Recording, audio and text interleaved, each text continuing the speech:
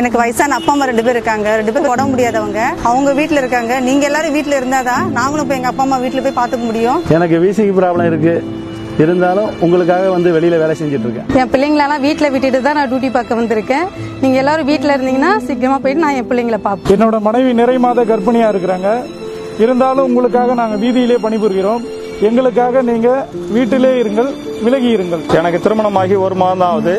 நீங்க வீட்டுல பாதுகாப்பா இருந்தீங்கன்னா தான் என்னுடைய மனைவி தனியா இருக்கிறவங்கள நான் போய் பார்த்துக்க முடியும். நீங்க வீட்டுல இருங்க. நீங்க சேஃப்டியா வீட்டுல இருந்தா தான் நான் என் குழந்தைகளை பார்க்க முடியும். இவ்வளவு வெயிலே நாங்க டியூட்டி பார்க்குறோம். நீங்க எல்லாம் வந்து வீட்டுல இருந்து ஒட்டுல போய் விட்டாதான் நாங்க வீட்டுக்கு போக முடியும். நீங்க வீட்டுல இருந்தாதான் நாங்க போய் எங்க குடும்பத்தையும் என் குழந்தைகளையும் பார்க்கறது கரெக்டா இருக்கும். Stay home, stay safe. Stay home, stay safe. Stay home, stay safe. தனித்திருங்கள், விழித்திருங்கள், வீட்டில் இருங்கள். எல்லாரும் வீட்டிலே இருங்க. அப்பதான் எங்க அப்பா சீக்கிரம் வீட்டுக்கு வருவாரு. Stay home, stay safe. காவலர்களுக்கும் குடும்பம் இருக்கு. அவங்களும்